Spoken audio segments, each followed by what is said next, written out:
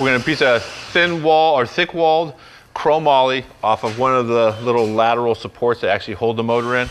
And then went over to S&W Racing, and they're gonna make some oil drains out of steel.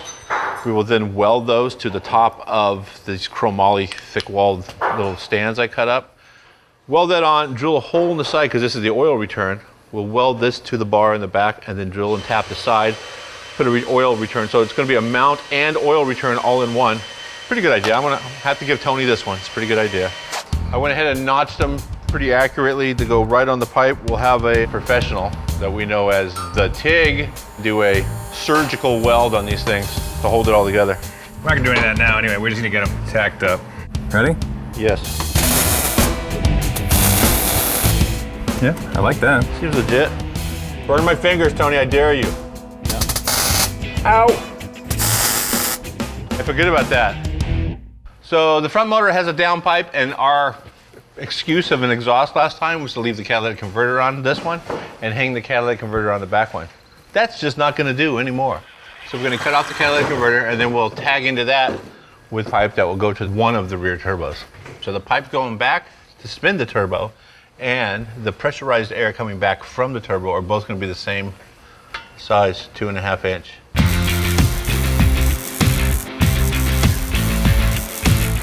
Whipped up this little exhaust extension routed turbo inlet charge pipe.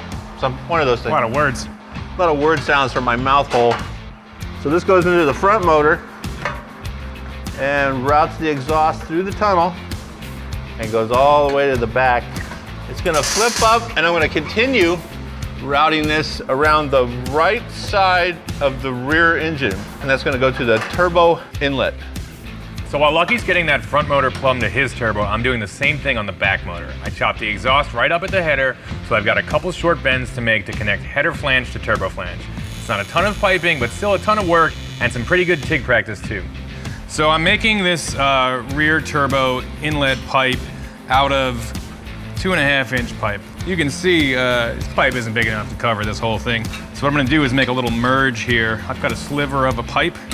I will cut it flat, fashion to take up this space, and then basically cut out enough of this that it'll all sort of merge together inside, and then I'll stitch it all together with the TIG welder.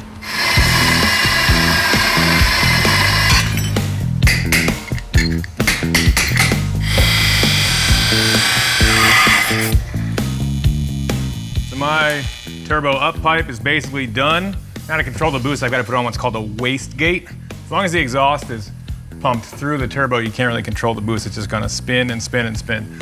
So this is a little boost operated valve. Basically a diaphragm in here and a fitting. Boost opens it and creates a controlled exhaust leak.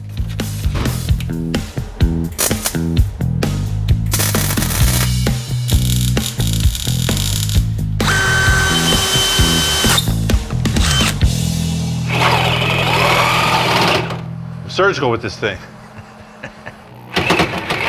This car's got a rear window, but there's an engine in the back now. What we need is to get a bunch of hot air out. What we want to do is now yank this window out and then take it to our boys at S&W. They'll cut it in Lexan and they will do a bunch of sweet vents in it like a Ferrari.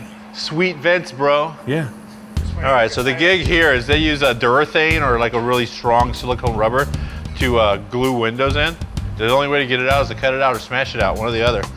So we're gonna use a piece of safety wire. We'll see how that works. Put it through, someone holds the inside and you saw back and forth. Sometimes it works, sometimes you just get two angry people at a broken window. Going down up in here. Tell me if this is hot.